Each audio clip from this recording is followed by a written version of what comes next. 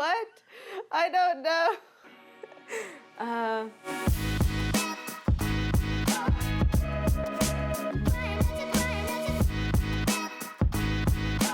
So my goals for 2019 as a player, to have my highest rating ever. So my goal is going to be 960. Currently I'm 946, so if I can make a jump up to 960, that would be awesome. And I want my first national tour win. I have a major win under my belt, but I haven't won an NT yet, or a Disc Golf Pro Tour event. Winning at least one of those, or one of each, would be awesome. But also next year I'm planning on like running some tournaments, so I also have some goals on trying to get out, you know, to as many cities as I can and run some tournaments and do some meet and greets as well. Probably like the first part of the year, because I was busy with school, and so like going into my first tournament, which was Masters Cup in May, I didn't even cash. So that was probably the worst part. I think being away from my friends for a long time, because usually, you know, I just toured during the summer and then I'd come back home for school, but since I decided to tour full time, I didn't come back home until October, so I miss them a lot. I don't even, easiest part of 2019, or 18, playing disc golf. It was easy, it was fun, I enjoyed it. Winning Worlds, absolutely. Yeah, so the past few years I have not had a good mid-range game. Usually I'd either disc down to a putter or I'd go up to a fairway. I just wasn't very comfortable with my mid-ranges, but I think it was because I didn't have the right mid-range in my bag. So I've been working with the Opto and the Gold Line Compass this off-season, because I know Zach Melton throws it and Rebecca Cox throws it, and the way they threw it was so smooth and it's slower than most mid-ranges, so I kind of like that it sort of flies like a putter. So adding that in my bag, I'm putting the Lucid Trespass back in for flip-up hyzers, but the rest is going to be pretty similar. Ooh, so it's getting wrapped next week, so I'm really excited about that. And then the construction on the inside actually starts tomorrow. So super soon, I'll be posting updates. Absolutely, so next year, I haven't announced this yet, but might as well.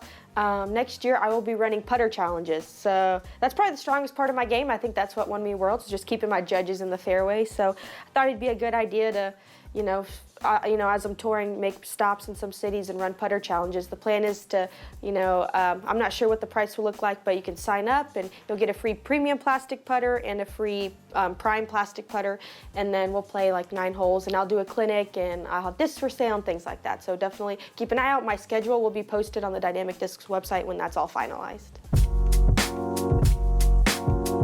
My favorite thing is gotta be seeing all the places. Some of it's new, but a lot of it, a lot of the tournaments I've been to already, and I like that I can go to those same places and experience what I have already and go back to like my favorite spots, but also see new things. So definitely that. The worst part is the driving. The long drives are rough, and like the second half of this season, I was by myself in my car, so that was pretty rough, but still worth it, absolutely.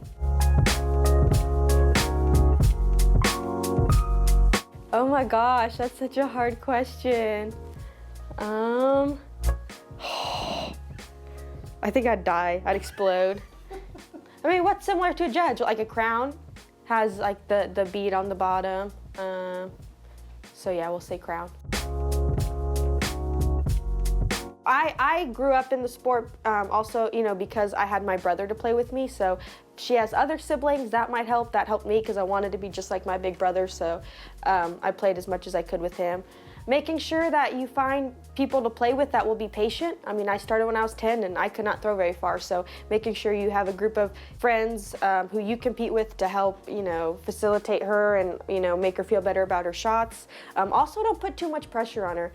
There were times where I felt like there was a lot of pressure on me to play disc golf, and then I wanted to kind of step away. Luckily, I never did, but there were times where it got close. So, show her the sport and kind of let her find it on her own. But when she does play, definitely try to encourage her and have other people.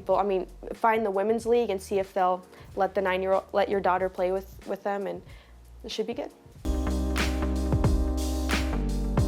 Yes, probably eventually. Still working on that right now, but once my disc golf career is over, which I hope isn't for a long time, I'll probably go back to school and finish my teaching degree. Huge. Okay, so Emporia does not have a lot of restaurants, so Chick-fil-A, and Panera are probably my go-tos. But anytime there's sushi, I try to hit up a sushi joint. So I have 2 middle names, Muggs Marie, and legally there is a hyphen between the two. So my full name is Paige Muggs Marie Bjerkaas. So that's what the MM is for. You know, that round at Worlds, I kind of just let my body take over. I mean, obviously I was nervous, and that was the first time I think I was really able to separate kind of my mind from my body. So I really surprised myself during that last round because those were tester putts and in the wind, and like, they just happened to go in. So I think just letting your body take control because it knows what to do. I mean, I've been throwing putts ever since I was 10 years old, so obviously my body knows what to do. So I just kind of trusted the repetition and just saying, you got this, Paige, you got this, Paige. So like I would verbalize it even. Sometimes I got to say it and hype myself up to make the putt. So I like to focus on one mold at a time for 2 reasons. Number one, your body, as you throw the same disc, your body's going to be doing the same thing over and over, so you kind of memorize it better. While if you're throwing a driver and then your next one is going to be a putter, you know, your mechanics are going to be a little different. So I like to focus on one mold at a time because of that, and also because there have been a lot of times where I had one disc and it flew so perfect, and then I lost it and I didn't have a backup that was beat in like that. So like cycling through all, you know, my discs and trying to get some beat in, that also helps because I don't like being dependent on one disc. So do that, and I don't usually do field work for a long time, maybe like an hour at a time, because then I start to get fatigued, and so I'll take a break and then come back. When it's windy, a little bit, but not enough. I mean, I might put my hair up if it's really windy, but I've played with my hair down since I was young, so it doesn't bother me anymore. Nope. I don't really care, as long as, one of my pet peeves is when people accidentally call me Paige Pierce. Like, I love Paige Pierce and all, but I just kind of want to start, you know, I want to be my own, you know, and I want to live up to her, obviously, one day and win a bunch of world titles, but little Paige is just fine. Honestly, like after Worlds, I was struggling. I did not play very well towards the end of the season. And I don't know if it was because I was burnt out or like, I mean, I just won the biggest tournament of the year, so maybe my competitive mindset, you know, wasn't quite where it needed to be. But, you know, I think taking the time to explore the area is a really good way to kind of get my mind off of disc golf. And even if I feel like maybe, I usually allow myself 2 to 3 practice days, but if I do find myself kind of burnt out, I'll usually take one of those days away and try to enjoy where I'm at.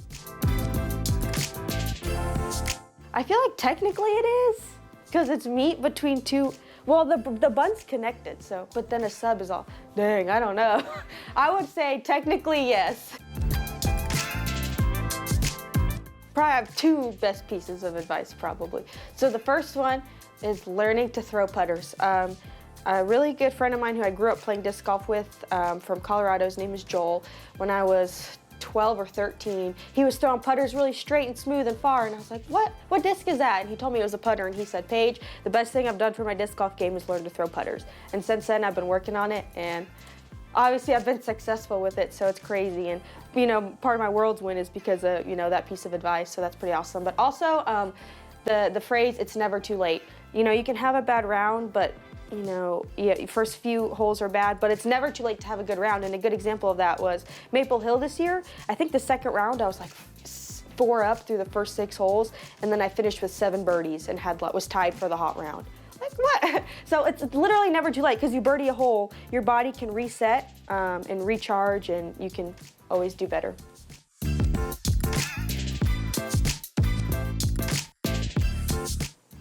One horse-sized duck. Because it's just one I got to worry about. I'll just hit one spot over and over again. How many waffles can you eat in one sitting? Depends on the size, but like those Belgian ones, I can't even finish one. But like the Waffle House ones, maybe 2.